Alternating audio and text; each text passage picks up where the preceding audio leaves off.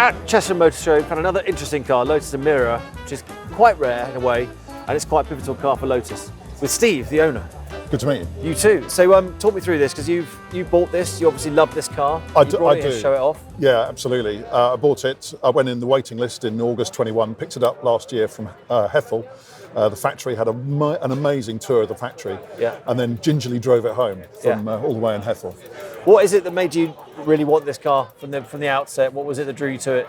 It was actually it was an impulse because a friend of mine went to Goodwood and saw it and said, "Put deposit down." And I had a look at it, went, "Yeah, I think I have to have that." Because it's a real comeback car for Lotus, isn't it? It is. The smaller things like the Exige, the Evora S, but they're all quite small.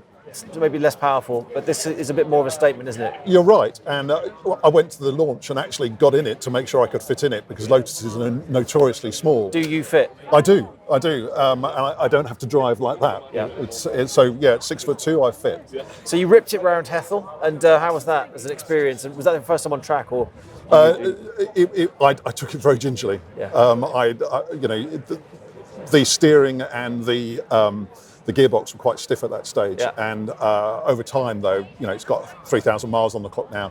It's really smoothed out, and it's just a lovely car to drive. So is this a weekender for you? No, it's a daily driver during the summer. It goes into storage in the winter, and I get daily short distance. No, I 3,000 miles. I drove to Birmingham the other day and back, and I got out feeling quite normal. Brilliant. Okay, that's a lovely bit of kit.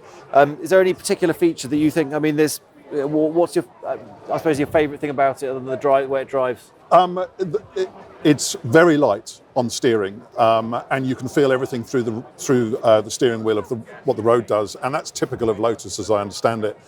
But when you're in the car, the only bit of the bonnet you can see is the wheel humps, and so it just disappears. So you've just got the road in front of you, and I really like that. They are lovely, very responsive, and like you say, very great. That really good feedback through the steering. Yeah, absolutely. So colour-wise, you went with the yellow. Now, I had to. When you look over there, though, yes, I know. What do you think of the burgundy? That didn't even come into my consideration. It was either the green or the yellow. Yeah. And I looked at the green, and the black pods just disappeared into the paintwork. Yeah. But with the yellow, the Hethel Yellow, it really stood out. The black and the yellow and the black pack just made it look amazing. It's a classic Lotus colour. It is. Nice one. All right, well, don't do what Roger Moore did. Keep it out of the water. You want a dead fish falling out the windows. Indeed, absolutely. Thanks very much. Cheers, Ben.